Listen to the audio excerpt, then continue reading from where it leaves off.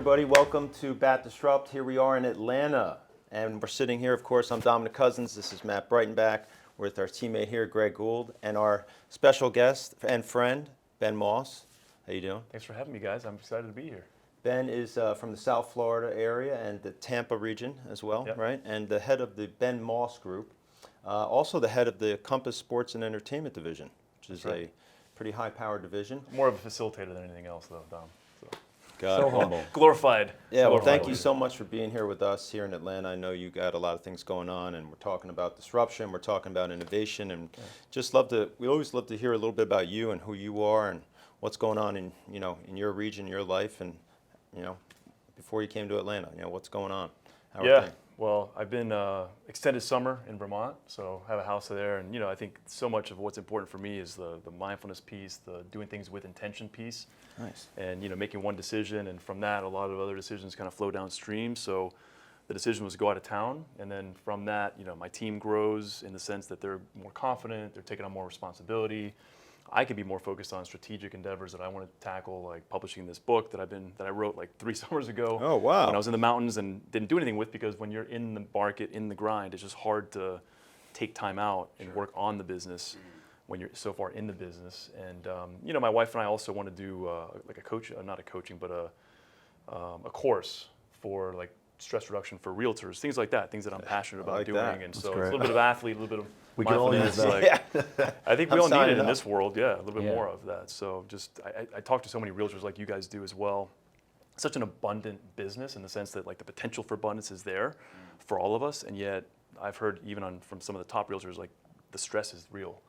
They're no producing, they're making money, they should be from afar having such a great life and lifestyle, and yet they're miserable. So I think that hits home for me because I've been through my bouts of burnout and trying to figure it all out, and young family and all these things that are. How many people are on your team in Florida? So it's called the Ben Moss Group. That's right. Yes, we've got 3 in Tampa. Okay. And in Tampa's pretty cool. We're the exclusive team realtors of the Tampa Bay Bucks, so there's some cool all access right. there. And then in Miami, there's I think 5 of us. Okay. Awesome. Wow. So you guys cover a large region there. Yeah, and in Miami, it's Miami and Broward. So probably half my business is in Miami-Dade County and half is in Broward, because I go where the relationships are, and especially with like, probably half my business is with the athlete and entertainer crowd, and so a lot of those are in Broward, and so I will go there, and I always have. I love that you work so much with athletes. I think that's so unique. It's different. Obviously Matt's on the sports and entertainment division as well, which is awesome. Maybe you could speak to that a little bit before we even talk about disruption. What's that experience like? Do you prefer working in that world? Did you just come to it naturally from your background? Were you asked to be a part of it? I was a professional athlete. No, I'm just kidding. I think of myself. That was still my dream. I could still be like, there's still Tom Brady, right? He's still a little bit older than me, so I might have a shot. But no, those dreams are long gone. But I consider myself to be an athlete. Like I wake up every morning, I move the body, and so like that's, we're animals at the end of the day, right? And it's not natural for us to be sitting on couches all day and doing that. So, Matt and I talk about this, like moving the body, like just what it does for the mental health, just getting the energy right, like locked in and focused, Sure. And so, people that get to do that professionally for a living, they have other things that they need guidance with. They don't need my guidance or Matt's guidance or our guidance for helping them on that. But when it comes to real estate, I think there's a lot of expertise and a lot of things that they're missing that they're not getting from, whether it's their sports agent, their financial advisor. And so we can be the real estate advisor and kind of be their quarterback. And they're moving all over the country, and they seasonal rental over here and buying mama house over here. And so how can we help be that quarterback, like I said, for all the real estate transactions everywhere? And then, part of the sports entertainment division, what we have that's really cool, I think Matt would agree to this, is we have this great vetted network of realtors that, whether it's Milwaukee or Santa Barbara or the Hamptons or wherever, that we know with confidence, because we commune and we get together and we say, okay, not that all the referrals are intra-division, but for these certain athletes, like it just makes sense to give that to somebody who's worked with the teammates and know where the people live and know where they train and know what time they get to the practice facility. And it's just, you can avoid a lot of things that might go wrong. Sure. Well, I think we should segue a little bit into disruption and innovation. What are you seeing right now as the big disruptor in your market, or even talking to other agents on the sports and entertainment division? Maybe something has come up in the recent panel you guys had here in Atlanta. What are you seeing?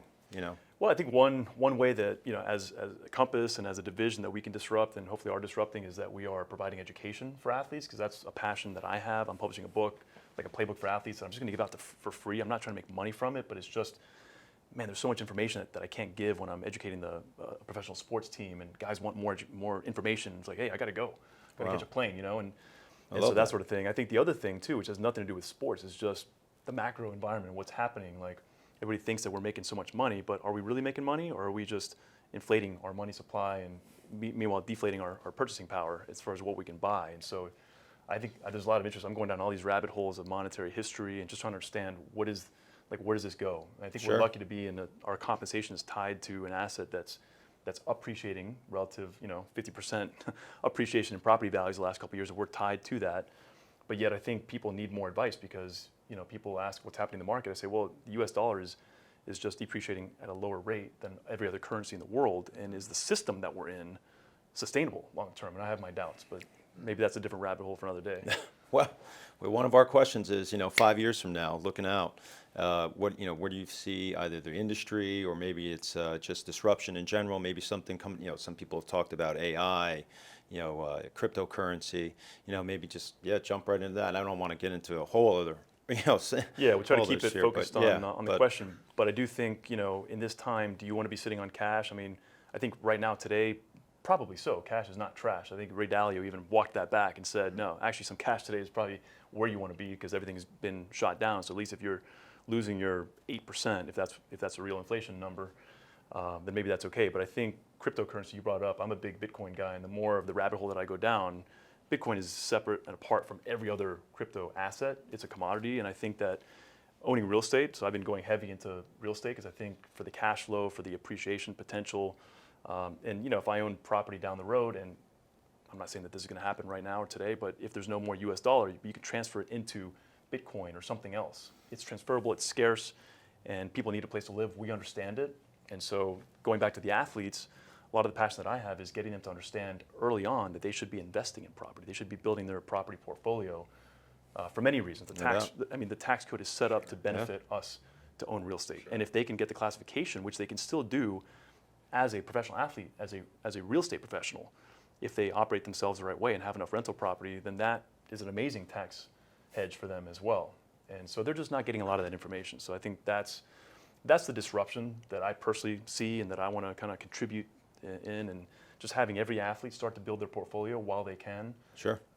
And as part of their bucket, and they all want to. Yeah, I mean, I think that's a whole world, and I know, Ben, watching you, meeting you years ago at that conference, and you sending me my first athlete, and then, journeying with you in this business.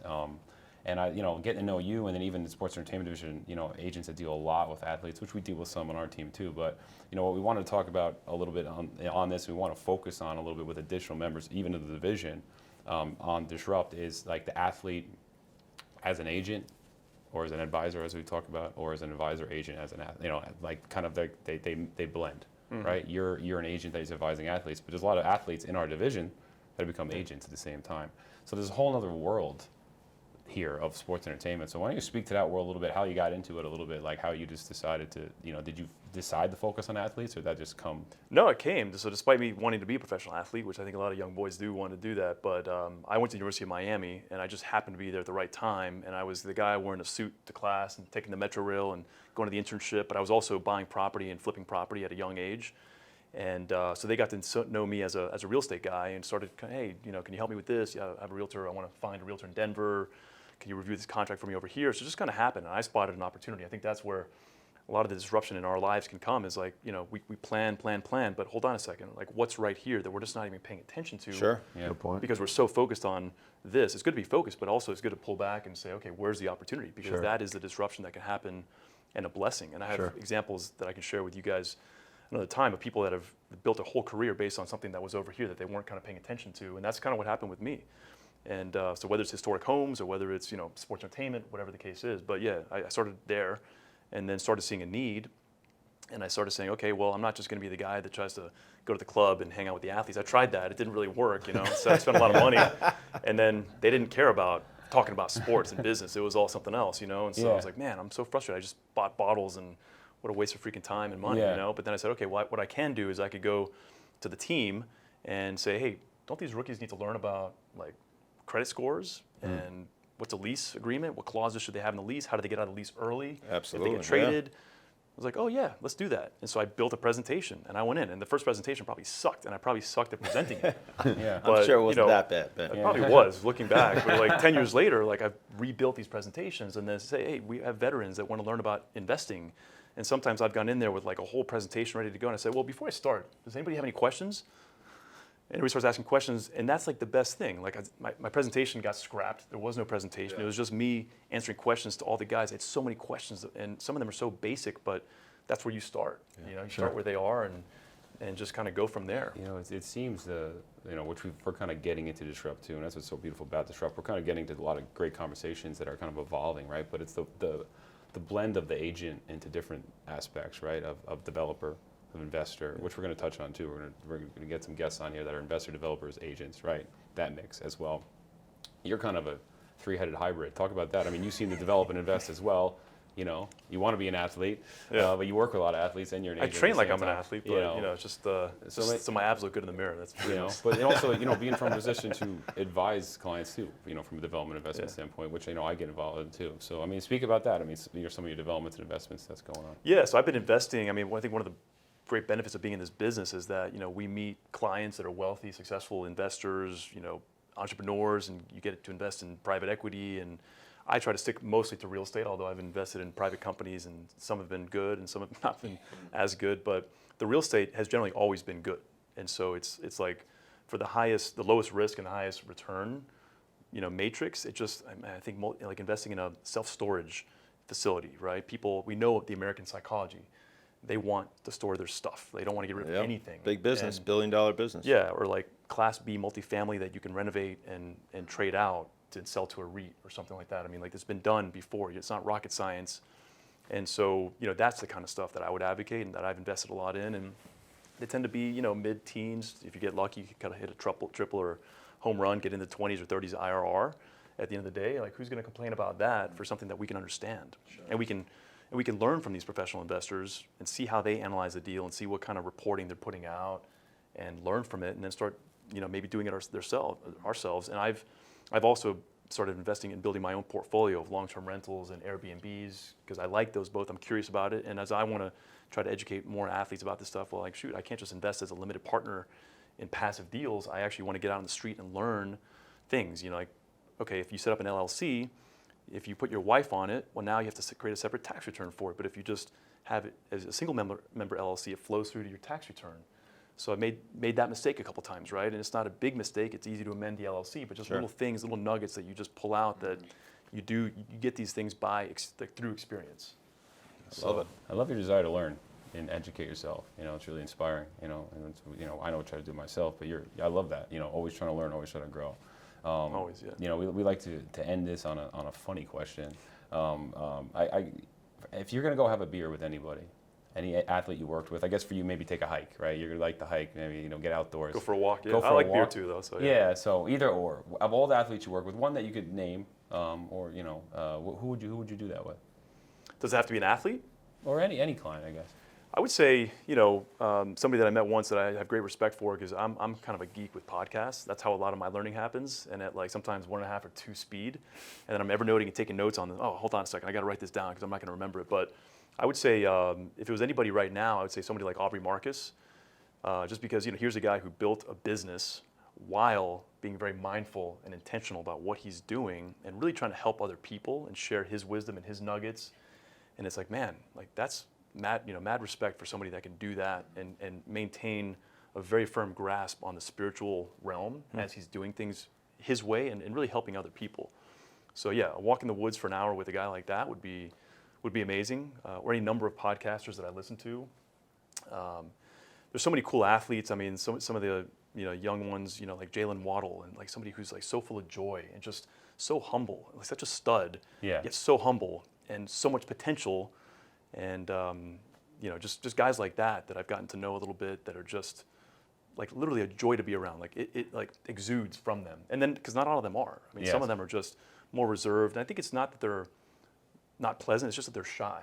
Sure. And they're not comfortable being in their own skin and kind of talking with other people. But then some of them, like just when you meet the young guys, they're just so well put together, like physically, but then like just, you know, mentally and emotionally and just happy. Just like, hey man, I'm happy to be here and Blessed. Yeah, it's blessed grateful, and I get it all. And I like at that young age, because man, at 20 years old or 21 years old, like I feel like I was not as developed as some of these guys are. You know? Yeah. He's a good example. Jalen Waddle's just a good example of that. It's a great Or answer. Javon Holland.